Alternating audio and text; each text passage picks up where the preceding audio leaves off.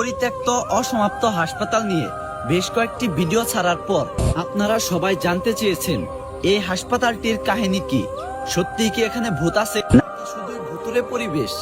বিস্তারিত নিয়ে আমি একটি পোস্ট আমার পেজে পিন করে রেখেছি, অনেকেই পেয়েছেন আবার অনেকে খুঁজে পাননি। তাই আজকে এই হাসপাতালটির সম্পূর্ণ কাহিনী এবং লোকেশন নিয়ে ডিটেলসে ভিডিও নিয়ে আসলাম। এই সম্পূর্ণ ভিডিওটি দেখলেই জানতে পারবেন এই হাসপাতালটির কাহিনী কি এবং এটি কোথায় অবস্থিত। চলুন শুরু করা যাক। এই রাস্তা দিয়ে যাওয়ার সময় সুন্দর একটি দৃশ্য দেখতে পাই। এক পাশে রয়েছে সুন্দর একটি Dhamrai technical school and college, আর ঠিক তার বিপরীত পাশে রয়েছে সেই 300 কোটি টাকার পরিত্যক্ত ইকবাল আমির হাসপাতাল। আমরা বাম দিকের ছোট্ট একটি গ্রামের রাস্তা ধরে প্রথমে রওনা হয়ে যাই ইকবাল আমির হাসপাতালের দিকে। গ্রামীণ পরিবেশের ভিতরে সবুজ শ্যামল ধান গাছের চকের মাঝখানে রয়েছে এই 300 কোটি টাকার প্রজেক্ট। তো দেখতে দেখতে আমরা চলে আসি হাসপাতালের একদম সামনে, এবং এই বড় হাসপাতালের সাইড দিয়ে একটি রাস্তা রয়েছে। সাইডের এই রাস্তা ধরে আমরা প্রবেশ করতে থাকি। কিছু দূর যাওয়ার পর আরো বেশি ভয়ঙ্কর মনে হয় এই ভুতুরে হাসপাতালকে, কারণ হাসপাতালের পাশেই রয়েছে কবরস্থান। এই ব্যাপারটা আরো ভৌতিক করে তুলেছে এই হাসপাতালকে। হাসপাতালটির দেয়ালে সেই পুরনো কালো কালো ইট, বিভিন্ন গাছপালা লেগে রয়েছে এবং শেউলি পড়ে রয়েছে।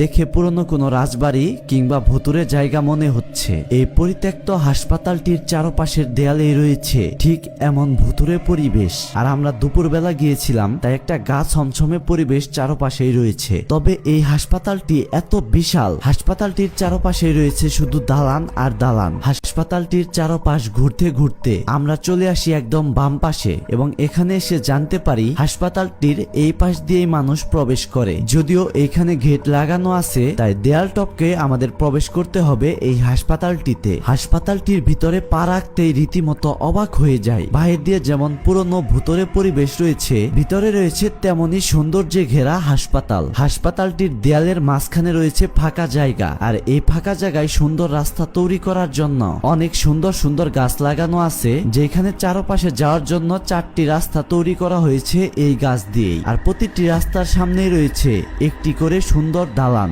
আমরা প্রথমে একটি দালানে প্রবেশ করি। দালানের ভিতরে প্রবেশ করার সময় একটু ভয় ভয় কাজ করছিল, আর বিভিন্ন হরর বা ভূতের সিনেমার মতো ফিল আসতেছিল নিজেদের মধ্যে। এই হাসপাতালটি অনেকটা আমাদের ছোটবেলায় দেখা সোনিয়াটের আহটের ভুতুরে হাসপাতালের মতো। যদি কেউ এখানে বাংলাদেশি আহট বা ভুতুরে মুভি বানাতে চায়, তাহলে আলাদা করে সিনেমার সেট করতে হবে না। এই হাসপাতালটি যথেষ্ট ভুতুরে সিনেমা সেটের জন্য। হাসপাতালটির কিছু কিছু পরিবেশ প্রথম দেখাতে দেখে আপনাদের গা শিউরে উঠতে পারে। এখানে কোনো রোগীর শব্দ নেই, ডাক্তারের কোনো ব্যস্ততা নেই, নেই কোনো মানুষের কোলাহল, নেই কোনো হাসপাতালের বেড, স্ট্রেচার, কারণ এগুলোর কোনোটাই শুরু হয়নি এইখানে। এই ভবনের রুমগুলো হয়তো ওয়ার্ড, কেবিন হওয়ার কথা ছিল।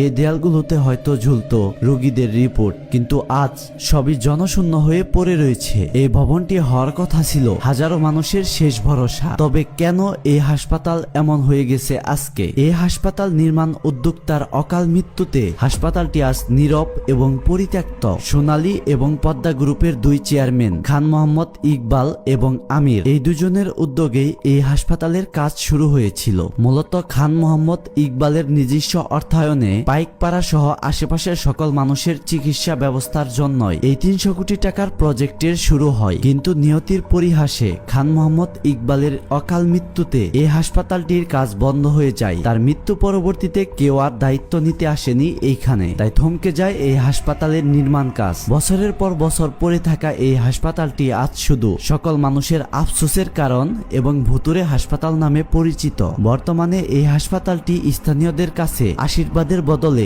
অভিশাপ হয়ে পরিণত হয়েছে। রাত হলে এখানে বিভিন্ন অপকর্ম, মাদকাসক্ত ছেলেপেলেদের আড্ডা জমে। আমরা গিয়েছিলাম দুপুর বেলাতে, আর এই সময় এখানে নিঃশব্দ একদম খালি পরিবেশ। গা ছমছমে এই পরিবেশে নিজেদের ঘুরতে অনেক ভয় ভয় কাজ করছিল। এই হাসপাতালের আরো বড় একটি আকর্ষণ হচ্ছে সুন্দর ডিজাইনের অসাধারণ একটি মসজিদ। এই হাসপাতালের ভবনগুলোর কথা বাদই দিলাম, এই সুন্দর ডিজাইনের মসজিদটি যদি আশেপাশের কোনো এলাকার মসজিদ হতো, তাহলে শুধু এই মসজিদটি দেখার জন্যই বিভিন্ন পর্যটকদের ভিড় জমতো সেই গ্রামে। তবে এই মসজিদটি এখন শুধু পড়ে রয়েছে বিভিন্ন জঙ্গলের মাঝখানে, যেটা দেখে শুধু আফসোস ছাড়া করার আর কিছুই নেই। আমরা একদম কাছে থেকে এই মসজিদের পরিবেশটি দেখতে জঙ্গলের মাঝ দিয়ে হেঁটে হেঁটে চলে যাই মসজিদের সামনে। এই মসজিদের কাছে এসে ভিতরে প্রবেশ করতেই দেখতে পাই বিশাল এরিয়া জুড়ে নির্মিত হয়েছে এই মসজিদটি। আর ঠিক ভুতুরে ভাইব দিয়ে ভিতরে উড়ে বেড়াচ্ছে বিভিন্ন জংলা কবুতর। মসজিদের মাঝখানে রয়েছে বড় একটি গম্বুজ। পুরনো